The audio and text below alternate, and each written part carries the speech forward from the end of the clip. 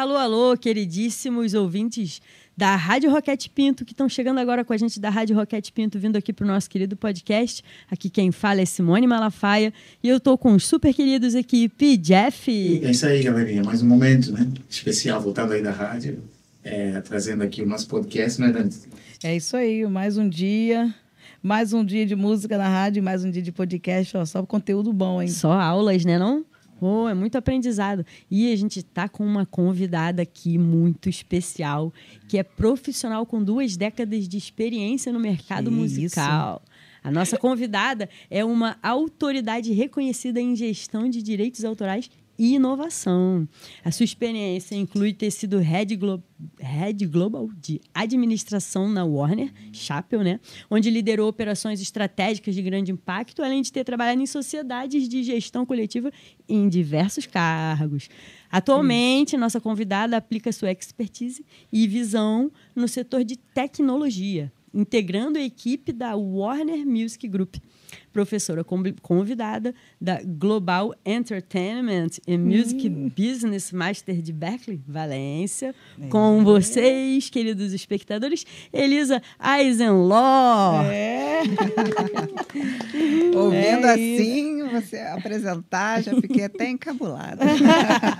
E é claro, né? Depois, isso aí foi só uma lapidada, um resumo do que é a trajetória aí da Elisa. Então, Elisa, já chega contando pra gente um pouquinho da sua carreira e essa trajetória, por favor. Legal, pessoal. Obrigada por esse convite. Eu acho muito legal essa iniciativa de vocês de estar incentivando esse aprendizado, né, do mercado da música. Eu acho muito legal. Então, assim, comecei a minha trajetória trabalhando na Warner Chappell, que é uma editora musical. Né? Então, para quem não sabe, a editora ela cuida dos compositores, né? E representa as obras dos compositores para licenciar esses direitos. E aí depois eu fui trabalhando na Sociedade de Gestão Coletiva, trabalhei na Abramos, trabalhei como gerente internacional, trabalhei como gerente de audiovisual, também gerente de royalties. E depois eu trabalhei na UBC, que é a União Brasileira de Compositores. E aí eu fui convidada novamente para voltar para a Warner Chappell, para cuidar do setor de copyright e royalties. E depois de um tempo, fui convidada para ser Head Global de Administração, cuidando de um setor que chama Business Intelligence e Copyright e Royalties, só que dessa vez em nível global. E hoje eu estou trabalhando no setor de tecnologia da Warner Music Group, que é a holding que é dona da Warner Chappell, também da Warner Records e outras marcas, né, como a ADA, e entre outras. Meu filho, isso é uma carreira, hein? Uma trajetória longa, eu ia falar né? o seguinte, gente, segura o celular aí, se tiver no computador, segura na mão, porque tá pesado, hein? É verdade. Não, eu fico fantástico. Eu acho que dessa vez estamos aqui diante de um catálogo assim, incrível, né? Mas a gente entende, pronto, a administradora global, né? Da Warner, só o nome global já remete aquele peso todo, né? Gostaria que falasse um bocadinho dos grandes desafios dessa empreitada, dessa trajetória, desse momento. Né? Quais foram as grandes narrativas que você olhou e disse, isso aqui é um desafio grande? Em primeiro lugar, assim, acho que em nível pessoal, o grande desafio é você, sendo brasileira, né, sendo latina, lidar com diversas culturas diferentes, né, dentro do escritório, entender também diversas músicas diferentes que a gente estava representando, qual a importância dessas músicas para cada território, né, e lidar, mas aí conversando mais em termos do aspecto da administração mesmo, né? Você lidar com diferentes regulações, né? Com diferentes legislações, diferentes formas de você fazer a gestão daquelas obras, né? Então, isso foi um grande desafio. Dentro, especificamente, do setor de copyright, que é o setor que cuida dos registros das obras, né? Porque, assim, não basta você só fazer uma música. Você faz uma música e você precisa colocar essa música dentro de uma base de dados, né? Para que todo mundo saiba quem fez aquela música, quais são os seus parceiros, quem tem qual parte daquela música, né? Quem representa aquela música. E não é somente a Warner Chappell que precisa ter aquilo na sua base de dados. Para que os parceiros, né, que recebem os valores quando aquela música é utilizada, seja para uma sincronização, quando a música está colocada numa TV, seja quando ela é executada em público, né, num show, seja qualquer tipo de uso, quando você ouve a música no Spotify, né, ou na Apple, você precisa ter aqueles dados muito bem registrados, né? Então, acho que um dos grandes desafios é você lidar com tantos dados, né, o volume de dados muito grande, e com tantos locais de registro diferentes. Então, assim, quando o autor vai lá e registra a obra na Warner Chappell, a Warner Chappell, por sua vez, precisa registrar em diversos outros lugares. Então, a gente tem que registrar as obras no Spotify, na Sociedade de Gestão Coletiva, né? Cada um tem uma regra diferente. Então, isso foi um grande desafio.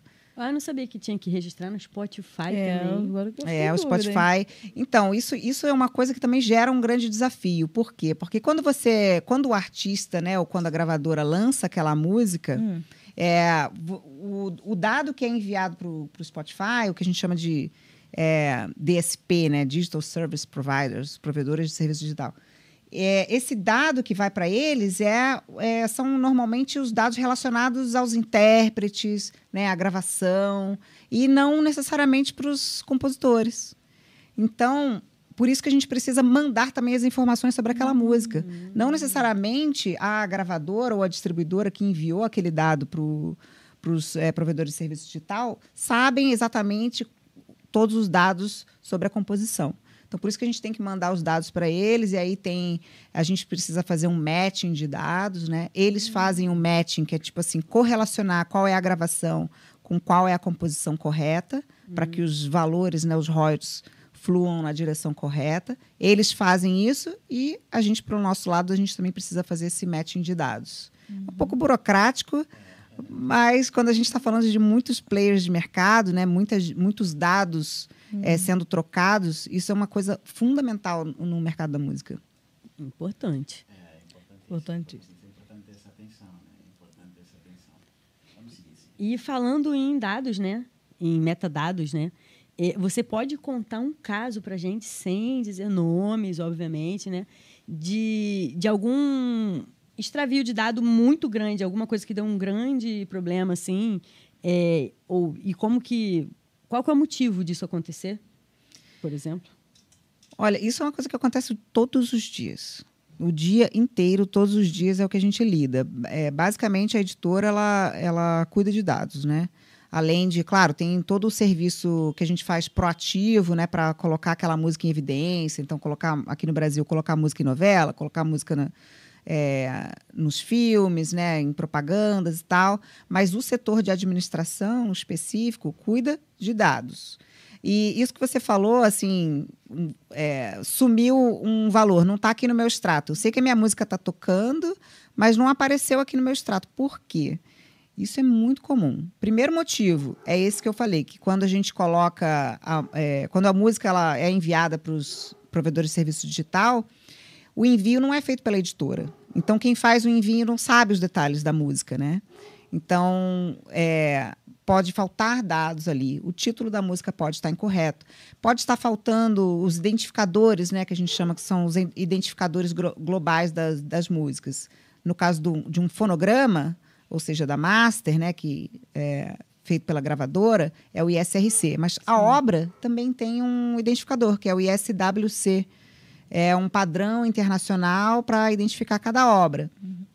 Então, assim, se os dados não estão corretos, é muito comum que você tenha uma falha, né, nesses mecanismos. Porque a gente não está falando de um dado que a gente consiga ver dentro de uma planilha Excel. A gente está falando de Big Data.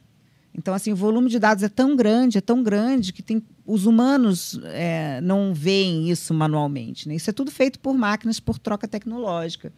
E quando esse encaixe desses dados ele é quebrado, aí pode acontecer de você não ver o seu royalty ali. Então, assim, uma das coisas que é fundamental você fazer é você checar se a sua música está bem cadastrada, né, dentro da sua editora, dentro da sua sociedade de gestão coletiva, e também os dados relacionados à sua música. Então, se alguém gravou a sua música, verifica lá se tem o ISRC daquela gravação, se está atrelado à sua música.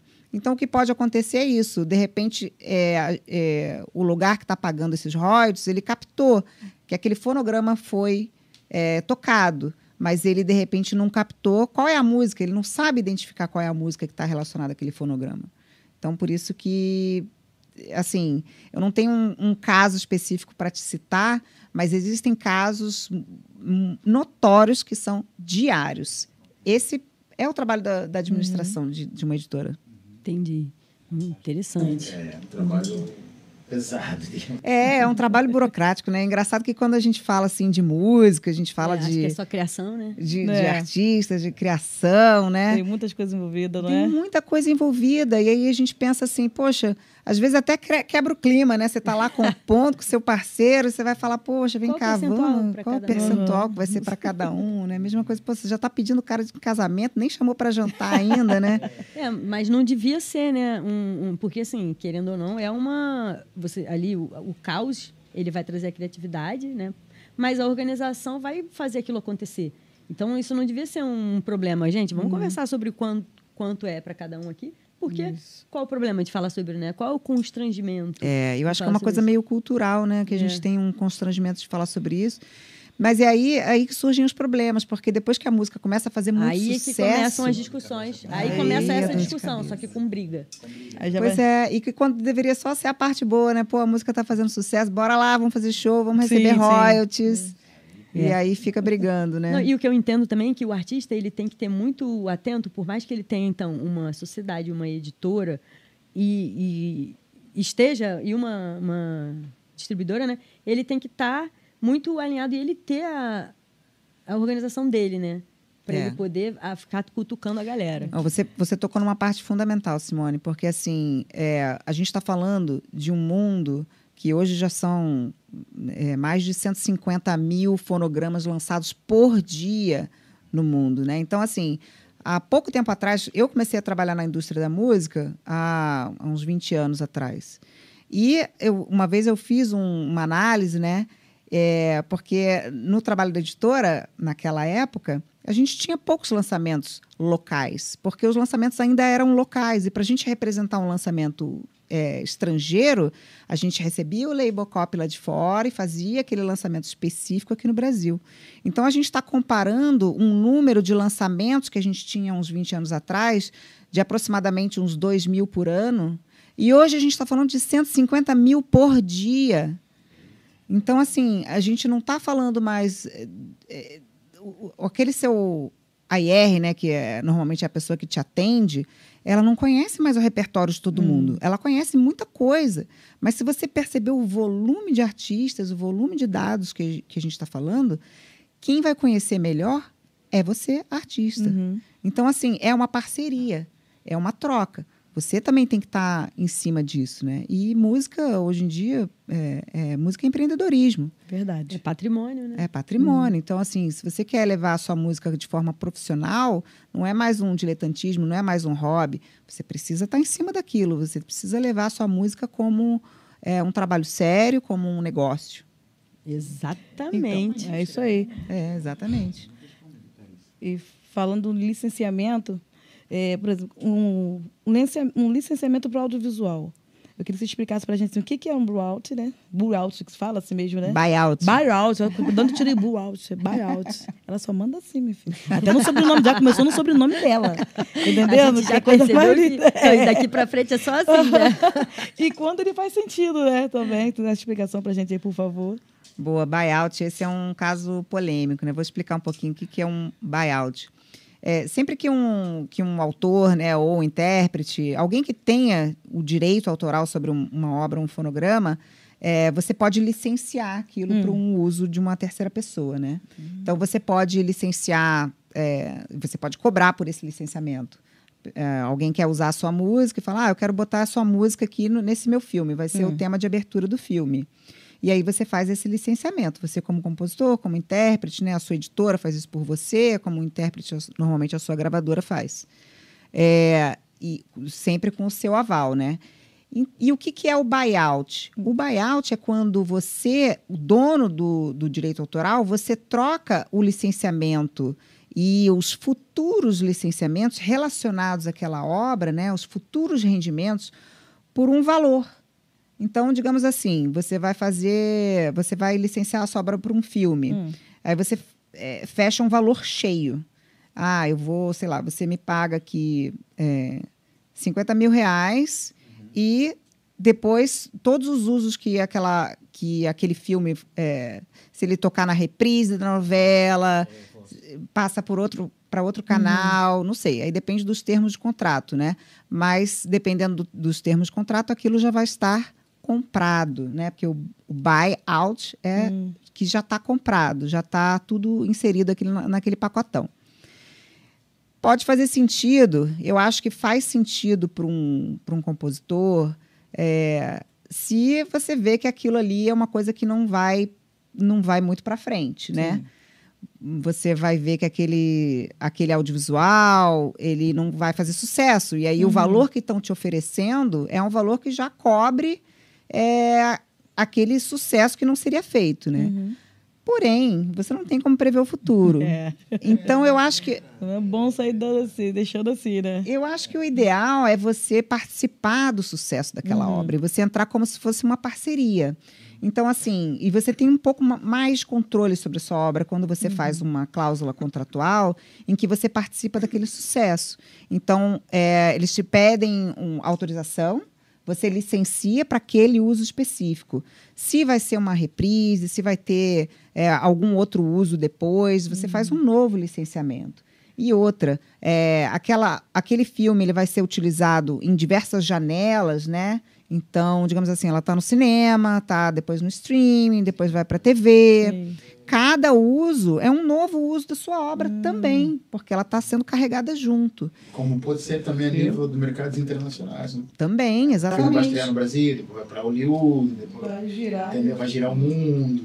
Entendeu? Tem todo esse processo também, né? A gente avalia os mercados também. Exatamente. Os que mais consomem, menos que os outros. Os caminhos são infinitos, né? Para onde aquilo pode ir parar. E aí, de repente, você logo no início, você travar aquilo com um valor fixo, normalmente eles pedem, alguns veículos eles gostam de fazer esse tipo de cláusula de buyout, porque a administração pode ficar um pouco mais simples para o lado deles, né? Porque depois eles não precisam mais pedir pedindo autorização toda hora. Mas isso é bom para eles, não necessariamente bom para o autor, né? Não necessariamente bom para proteger, né? Que usam para se proteger, né? De qualquer eventualidade lá no futuro. Acho isso bem interessante. Perfeito. Já agora, vamos entrar um bocadinho na sociedade de gestão coletiva, né? Falar um bocadinho das majors, distribuição, tentar entender um bocadinho desse desafio, né? Onde é que estão os maiores gargalos? Eu acho que só a pergunta já entregou os gargalos, porque assim, eu acho que o maior gargalo da indústria musical é a quantidade de players que estão envolvidos e como que essa troca de dados constante ela é necessária para fazer com que o dinheiro chegue aonde deve chegar, que é nos donos dos direitos autorais, né? Então, assim, infelizmente, hoje você como autor, como intérprete, você não consegue fazer a gestão sozinho, né? Porque a gente está falando de uma pulverização muito grande de pessoas de entidades, pessoas e órgãos que vão utilizar a sua música, quem precisa fazer o licenciamento, onde que você vai fazer esse cadastro, quem que vai cuidar de cada parte para fazer com que esse dinheiro, no final, chegue no bolso de quem deve, que são os criadores, né? Então, assim, esse já é um grande gargalo, né? É a quantidade de entidades envolvidas, a quantidade de bases de dados, como que você precisa cadastrar cada detalhe em diversas bases de dados, porque não existe uma base de dados única, né? Para você fazer com que isso flua de forma mais fácil. E, além disso, o volume de dados, né? Que a gente está falando de Big Data. Então, você não consegue lidar com isso de forma simples. Você precisa de muita tecnologia envolvida, você precisa de muitos servidores para aguentar esse processamento de dados tão pesado, né? E a tecnologia, a IA não está dando uma assistência tecnológica a isso? A IA ajuda muito a inteligência artificial, principalmente quando a gente fala de matching de dados, né, para tentar fazer a identificação de obras. A inteligência artificial ajuda muito. Acho que a inteligência artificial ela cria muitos desafios para a indústria da música e cria muitas oportunidades também, né? Então, a gente pode falar um pouquinho mais sobre isso. Isso aí já é um papo bem longo, conteúdo, mas a gente pode entrar nesse né? também. Bom, falando aí nessa confusão aí que o compositor e o intérprete eles têm que ficar ligeiros, né? Você tem como dar para a gente aí uma lista aí, 30 dias para arrumar a casa no quesito royalties? Muito legal. Acho que a primeira coisa, você quer arrumar a casa, vamos lá, você é artista, intérprete, autor, compositor.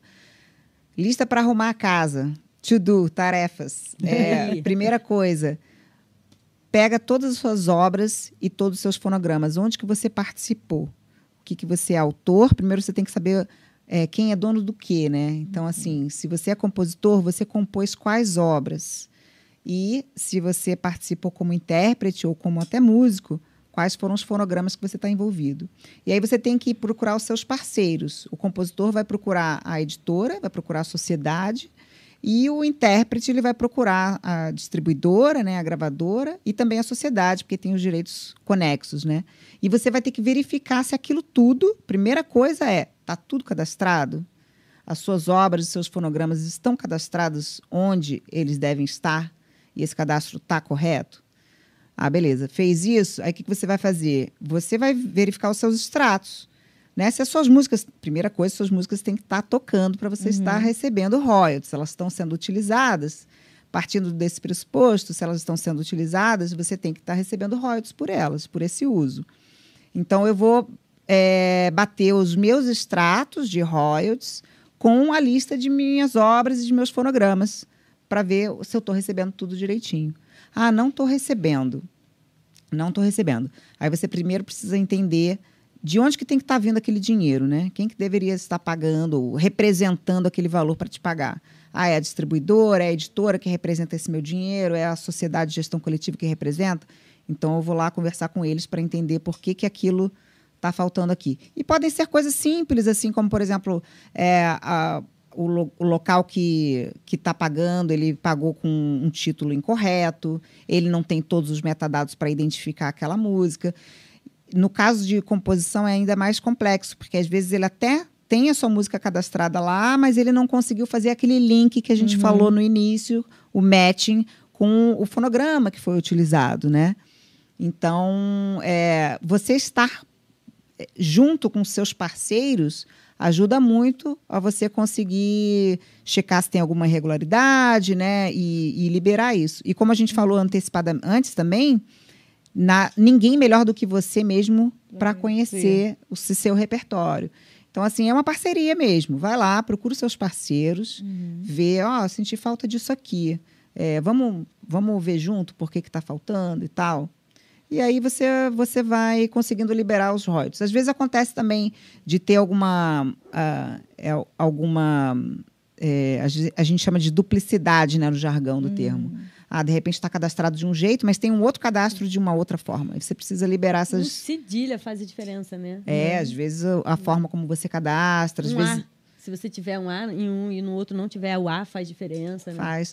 É por isso, né? Porque o volume de dados é muito grande, então não tem seres humanos envolvidos ali. É tudo feito por máquinas, né? E às vezes a máquina ela tem que seguir uma regra que é muito específica.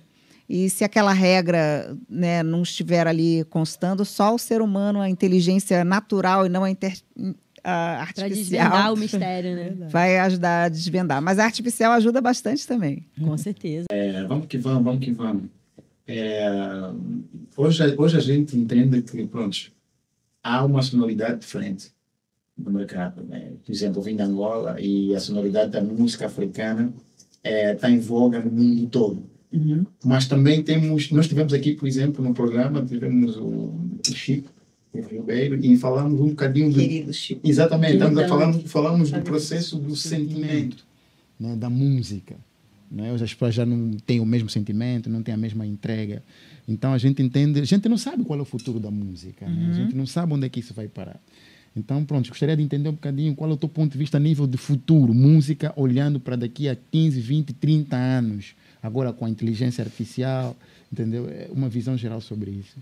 Eu acho que o futuro, o futuro da música, ele, em primeiro lugar, ele me gera muita curiosidade, assim. Porque eu vejo que, como você falou, né? A gente não tem mais barreiras. O mundo hoje é global. Hoje, quando você pode estar dentro do seu quarto e lançar a sua música e você ter um fã no Japão, em Angola. Sim, no mundo inteiro. Né? Então, né? assim, eu acho que essas barreiras linguísticas, elas já caíram. Né? Eu vejo os meus filhos, eu tenho 2 filhos que têm 8 e 10 anos, e eles estão aprendendo palavras em coreano por conta de um artista, né? Na verdade, foi um filme que está fazendo super sucesso lá no Netflix, K-Pop Demon Hunters. E aí tem algumas palavras em coreano que eles ficam curiosos. Então, assim, eu acho que isso é muito legal, acho que isso é muito bacana para todo mundo, gera oportunidades. A gente não precisa ficar mais pensando, eu falo português, como é que eu vou atingir o meu público, né, se a outra pessoa fala árabe ou fala algum outro idioma. A música, ela é universal, então acho que a gente não precisa ter mais esse tipo de barreira. Eu acho que isso é uma grande oportunidade. Eu vejo também a inteligência artificial como uma oportunidade, tem alguns desafios que ela vai trazer também, mas gera muitas oportunidades também. Por quê? Porque você pode fazer de forma controlada, né, de forma autorizada pelos autores e pelos titulares de direitos autorais, com que, de repente, os seus fãs possam interagir com aquela sua música de uma forma diferente. Né? Então, assim, te ajudar na criação, fazer criações assim, que hoje em dia, né, hoje em dia já são possíveis, mas, digamos assim, poucos anos atrás, seriam impensáveis, sabe? Então, acho que isso pode destravar muita criatividade. Além de que a parte mais repetitiva do processo de criação da música, né? Na verdade, não seria a criação em si, mas a parte de produção ou alguma coisa mais mecânica, isso pode ser substituído por inteligência artificial. Então, isso pode democratizar também o acesso à produção. Isso também cria desafios. Porque se a gente já está falando de um mundo em que... 150 mil. Exatamente. De 150 mil músicas lançadas por dia. Meu Deus. Com a inteligência artificial acelerando isso, a gente pode criar um cenário em que o valor da música ele pode ser diminuído. Não só o valor... Né? O valor financeiro, mas também até o valor cultural, né? Emocional, né? A própria criatividade em si. Você bota no computador, cria uma letra, só aquele tema, ele vai te dar tudo. Aí. Mas aí cai muito... Acho que a inteligência artificial ela tem o seu valor maravilhoso, mas realmente acho que ela ainda não tem o que o Décio falou, a estrela. Ela ainda não tem o que o Chico falou, o sentimento. Não tem o que a Monique falou, a alma do projeto. Exato. Né? E o Borogodó, que a Marilene falou também, não tem, né? Verdade. Então, e a Vanessa falou da estrela também, né? Sim. Eu acho também que a inteligência artificial ela nunca vai ter a humanidade. Isso. Né? Porque, assim, o que chama a atenção da gente num artista? Né? Por que às vezes a gente se interessa tanto por um artista? Porque muita gente tem sonoridade boa, mas por que você vai buscar além daquela sonoridade e saber quem é o PGF, sabe? Quem são essas pessoas? O que eles têm por trás? É por conta da humanidade, é por conta do contexto. Eu não tenho interesse em saber o que uma máquina está pensando sobre o mundo. Também aquilo, né? Você, como a Monique também falou para a gente sobre a inteligência artificial, você também tem que saber o que você vai colocar, solicitar direitinho. Você tem que também ter mais inteligência para poder solicitar aquilo ali para ela te dar as questões mais de concorrência que você está escrevendo ali, né? Exato. Não é só, faça isso para mim, faça uma música e fala sobre sentimento. Vou cantar essa música, acabou. Vou lá, registrei, acabou. Não é assim, né? Então, isso aí fica muito superficial, né? Eu acho que naturalmente as pessoas não vão se interessar por isso, né?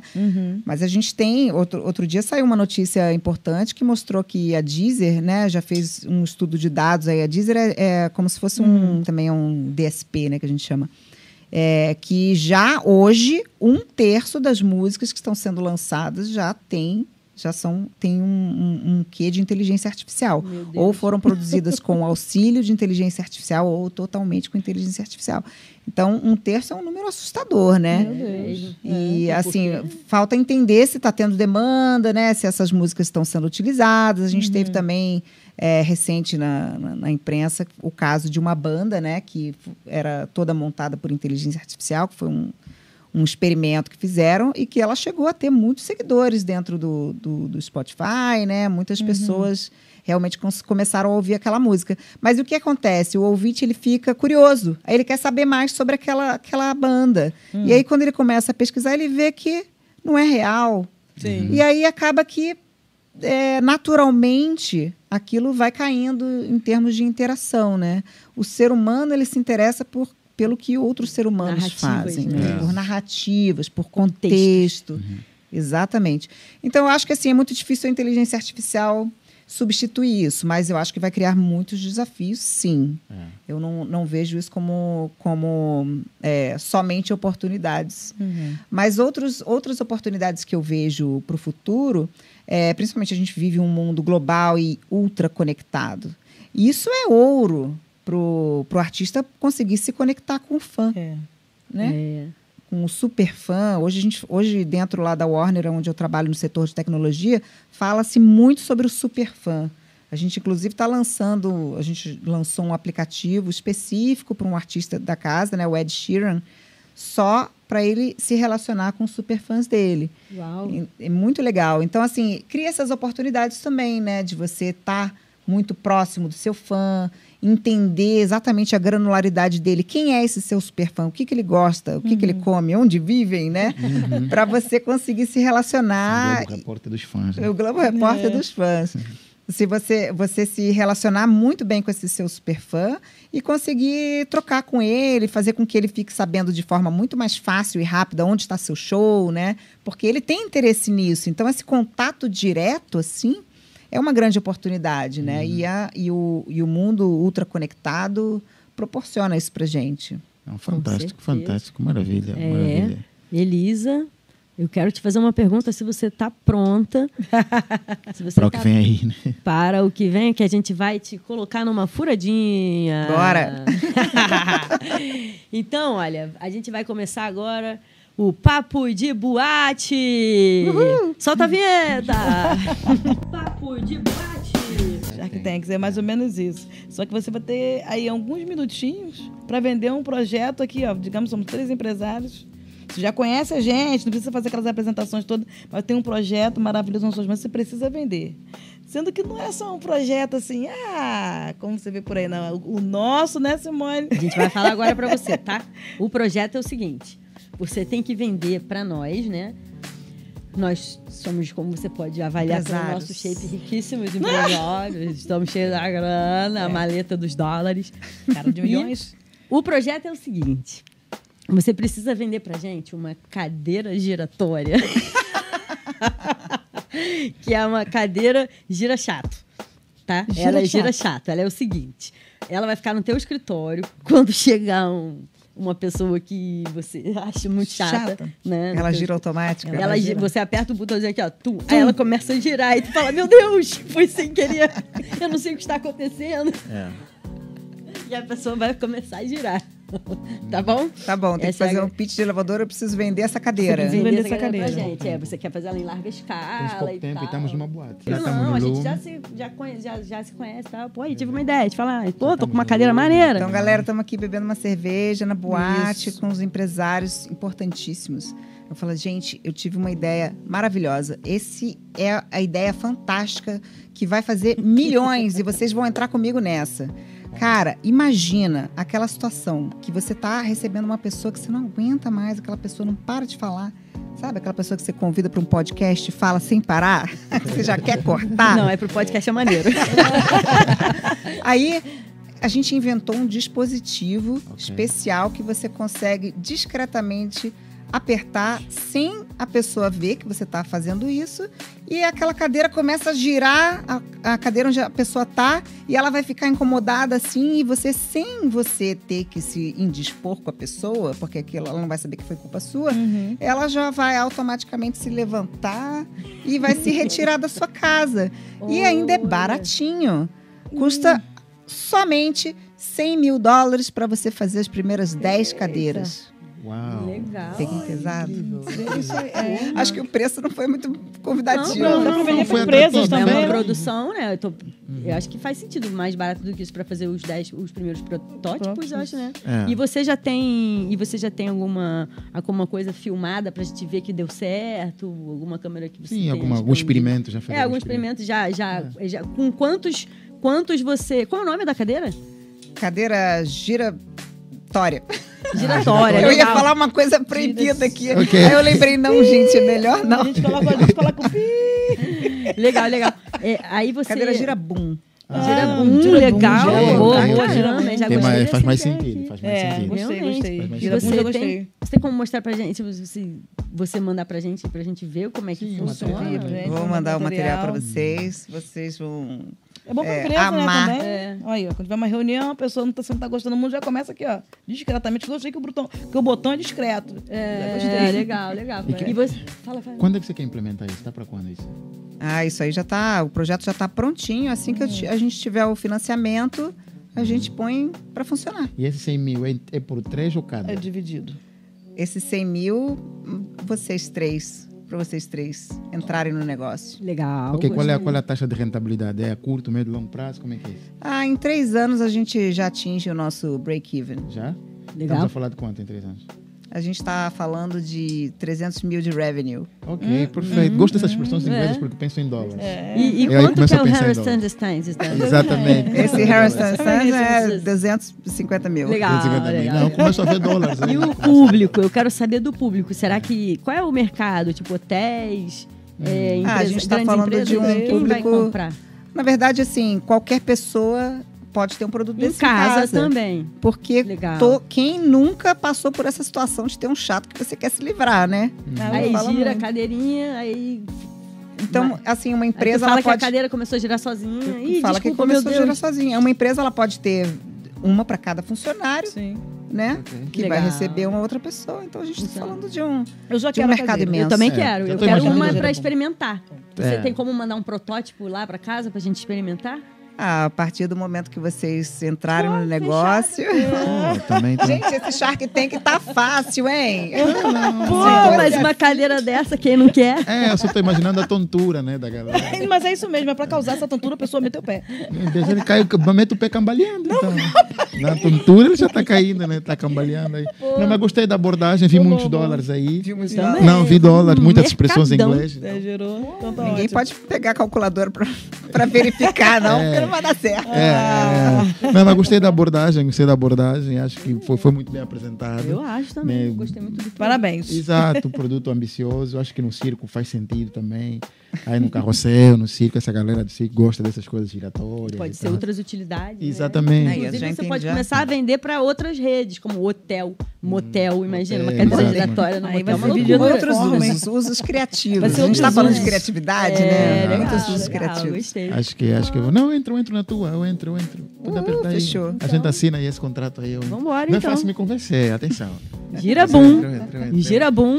Girabum. É isso aí, já. Me chama no disponível Pix, mercado. galera. Estamos Poxa a dizer vida, bye Esse bye. foi mais um Pois podcast. é. Estamos a dizer Um podcast bye-bye. maravilhoso. Que, puxa vida, é uma alegria receber uma pessoa de um Desse conhecimento tamanho, né? absurdo, né? Que nem você. A gente só tem a agradecer mesmo. Você está aqui trocando essa ideia com a gente, trocando suas informações. É verdade. E volte sempre, esteja aí com a gente e traga as suas redes para a galera saber aí lado, onde é que né? eles se encontram. Quais são Isso. as suas redes? Legal. Quem quiser me seguir, eu tô no Instagram, é Elisa PE, Elisa com S. E tô no LinkedIn também. Acho que a rede que eu mais uso é o LinkedIn. Acho que o Instagram talvez eu não seja tão Sim. LinkedIn é legal. ligada, não. Mas o Isso. LinkedIn é Elisa Eisenlor.